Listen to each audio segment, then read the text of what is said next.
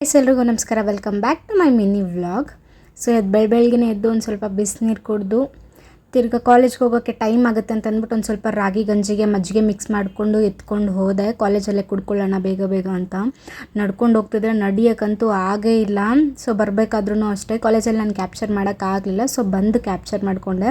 ತಿರ್ಗಿ ಮನೆಗೆ ಸ್ವಲ್ಪ ಗ್ರೋಸರೀಸ್ ಬೇಕಾಗಿತ್ತು ಮತ್ತು ಸ್ವಲ್ಪ ತರಕಾರಿ ಅದೆಲ್ಲ ಆರ್ಡ್ರ್ ಮಾಡಿಕೊಂಡೆ. ಬಟ್ ನನಗೊಂದು ಆಶ್ಚರ್ಯ ಆಗಿದ್ದೇನು ಅಂತಂದರೆ, ಇದು ಕಾಂಬೋ ಪ್ಯಾಕಲ್ಲಿ ಅರೌಂಡ್ 20 ರೂಪೀಸ್ ಅಂತ ತೋರಿಸ್ತು. 45 ರೂಪೀಸ್ದು ಅಂತಂದರೆ ಇರೋದೇ 2 ಚಾಕ್ಲೇಟ್ ಗುರು. ಆ 2 ಚಾಕ್ಲೇಟ್ಗೆ 45 ರೂಪೀಸಾ ಅಂತ ನನಗೆ ಶಾಕ್ ಆಗಿಬಿಡ್ತು. ಪ್ರೈಸ್ ತೋರಿಸೋಣ ಅಂತಂದರೆ ಪ್ರೈಸ್ ನೋಡೋಕ್ಕಾಗಿಲ್ಲ. ಆಮೇಲೆ ಇಲ್ಲಿ ನೋಡಿದ್ರೆ 45 ರೂಪೀಸ್ಗೆ ಈ ಥರ ಚಾಕ್ಲೇಟ್ಸು ಜಸ್ಟ್ 2 ಅಷ್ಟೇ. ಚಾಕೋಪೈ ಬಿಸ್ಕೆಟ್ಸು.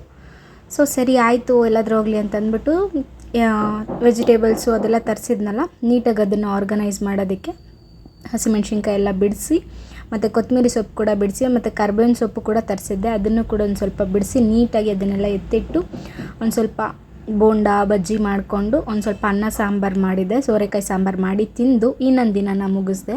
ಸೊ ಮತ್ತೊಂದು ಮಿನಿ ವ್ಲಾಗ್ ಮುಂದೆ ನಿಮ್ಮ ಹತ್ರ ಇರ್ತೀನಿ. ಬನ್ನಿ.